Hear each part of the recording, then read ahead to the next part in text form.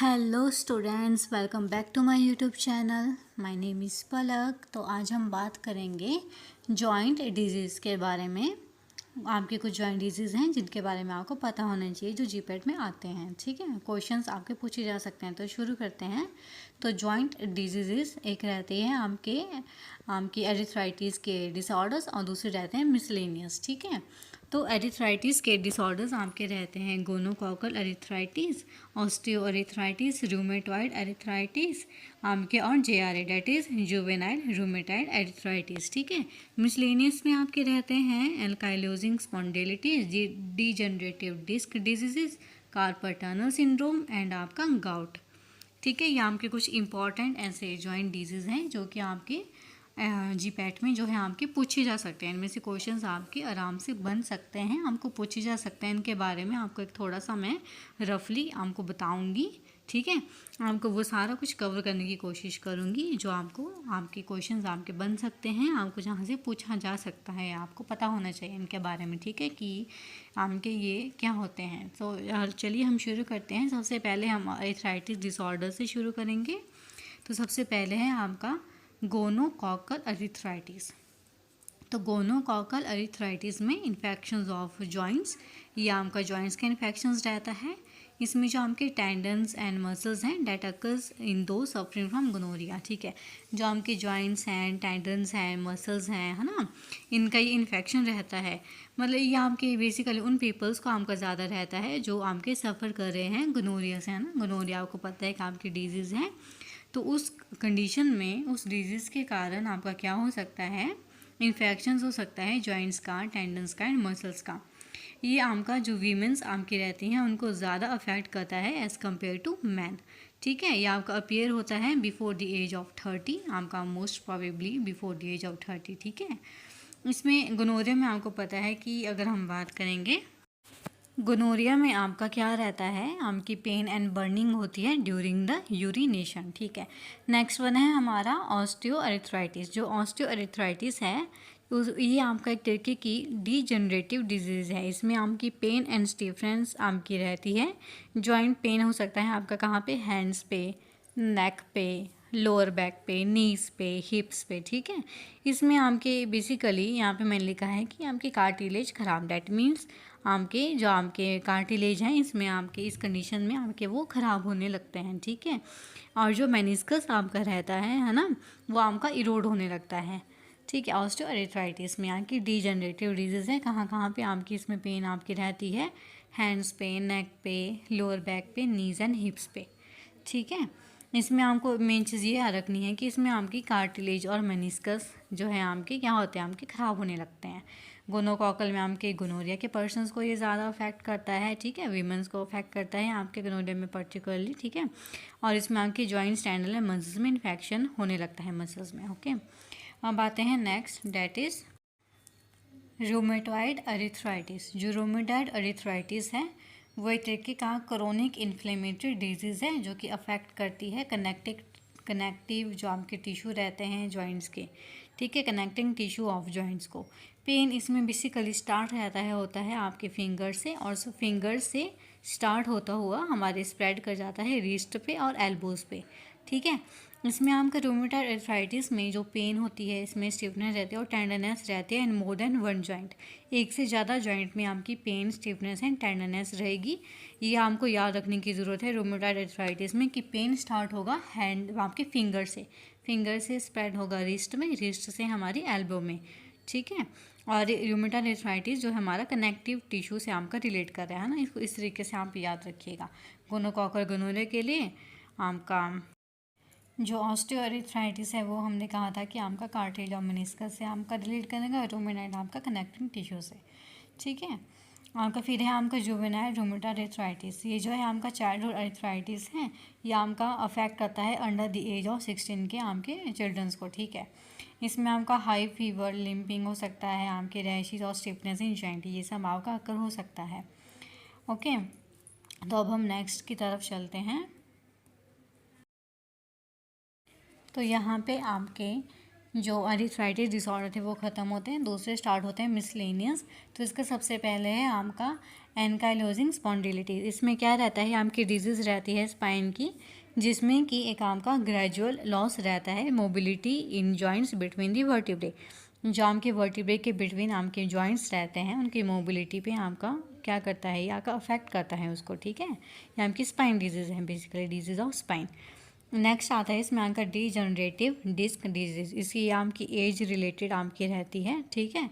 When one और more of the, जो आपके डिस्क रहती हैं बिटवीन दी वर्टिब्रे, आपको पता है वर्टिब्रे में आपके बिटवीन डिस्क आपकी रहती है मूवमेंट के लिए, है ना।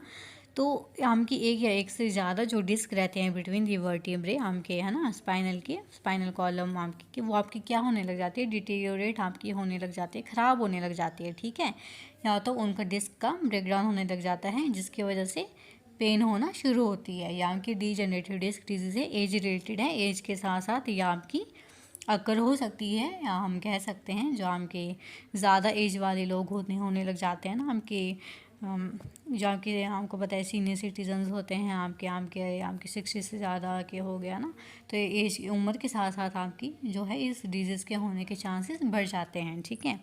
अब आता है कार्पल टनल सिंड्रोम, जो कार्पल टनल सिंड्रोम है उसे हम क्या कहते हैं, हैंड डिसऑर्डर भी हम इसे कहते हैं, ठीक है। इसको हम क्या बोलेंगे, और आम का also called median nerve compression, ठीक है। ये आपकी ऐसी कंडीशन है डेट कॉजेज नंबनेस, टिंगलिंग और वीकनेस इन योर हैंड, जिसकी वजह से हमारे हैंड में एक तरीके की नंबनेस हो सकती है, टिंगलिंग या वीकनेस अकर हो सकती है हमारे हैंड में, ठीक है। तो ये है हमारा carpal tunnel syndrome hand disorder, ठीक है। अब आता है हमारा सबसे ज़्यादा most important, that is gout, है ना। गाउट क्या होता है, overload of uric acid in body and recurring attacks of joint inflammation, ठीक है। क्रोनिक गाउट आपका क्या करता है, deposition of hard lumps of uric acid in and around the joints, इसमें क्या रहता है कि जॉइंट्स के अराउंड आपके जो यूरिक एसिड है, ठीक है, इसमें क्या रहता है आपका, तो जो जॉइंट्स आम के रहते हैं उनके अराउंड, है ना, आपका हार्ड लम्प्स, यानी कि यूरिक एसिड क्या करने लग जाता है, आपका एक तरीके से जमने लग जाता है, एक लम्प आपके बढ़ने लगते हैं यूरिक एसिड के, ठीक है। गाउट के केस में इसमें आपके रीअकरिंग, ठीक है, इसमें आपके बार बार अटैक्स हो सकते हैं इन्फ्लेमेशन के, है ना, जॉइंट की इन्फ्लेम आपका हो सकता है, जॉइंट की इन्फ्लेमेशन हो सकती है बार बार ओवरलोड ऑफ, किसकी वजह से, ओवरलोड ऑफ यूरिक एसिड की वजह से, जिसको हम बोलें तो आपके क्या बोलते हैं, हम बोलते हैं ना बिग टो, ठीक है। अब आते हैं हम इसके जो आपके क्लासिफिकेशन है उस पर, तो अब हम बात करेंगे आपके गाउट डिजीज़, हमने बोला अभी कि डिपोजिशन ऑफ यूरिक एसिड की हमने बात करा, पर आपकी एक्चुअली क्या आपका डिपॉजिट होता है, वो होता है deposition of monosodium urate monohydrate crystals in and around synovial joint, ठीक है। ये आपका मोस्ट इम्पॉर्टेंट लाइन है, इसको आप अच्छे से नोट कर लीजिए, ठीक है। इसमें आपकी पूछ सकते हैं कि आपका क्या जो है आपका डिपॉजिट होता है और किसके अराउंड डिपॉजिट होता है, तो आपका गाउट डिजीज़ में जो आपका मोनोसोडियम यूरेट मोनोहाइड्रेट क्रिस्टल्स रहते हैं वो आपके डिपॉजिट होते हैं किसके अराउंड, इन एंड अराउंड, अंदर और उसके अराउंड किसके, साइनोवियल जॉइंट के, ठीक है। अब इसकी क्लासिफिकेशन आती हैं, सबसे पहले है नसेट्स, देन है आपका कॉल्चिकम, देन है आपका एलोप्यूरिनोल, देन है आपका फेब्यूजोस्टेट एंड देन है आपका प्रोबेनिसिन, ठीक है। नसेट्स आपका है इट इनहिबिट्स कॉक्स एंजाइम, नसेट्स आपका बेसिकली हम देखें इसका मोड ऑफ एक्शन, तो ये क्या करेगा, हाँ कि सिंपली बता रही हूँ, जो आपका नसेट्स होता है वो आपके इन्फ्लेमेशन को रिड्यूस करता है, ठीक है। ये आपका इन्फ्लेमेशन को रिड्यूस करता है, ये बेसिकली जो आपके सिम्टोमेटिक आपके जो रहते हैं इसके गाउट डिजीज़ के सिम्टोमेटिक आपको सिम्टोमेटिकली रिलीफ प्रोवाइड करते हैं आपको नसेट्स, ठीक है। कॉक्स एंजाइम आपको पता है ये आपके इन्फ्लेमेशन के लिए हेल्पफुल रहता है, उसको इनहिबिटर आपके हम देते हैं, ठीक है। उसको इनहिबिट करने के लिए हम आपके नसेज देंगे, इनहिबिट करेंगे कॉक्स एंजाइम को, आपके रिड्यूस करेंगे इन्फ्लेमेशन को, सिम्टोमेटिक रिलीफ हमको प्रोवाइड कराएंगे गाउट से।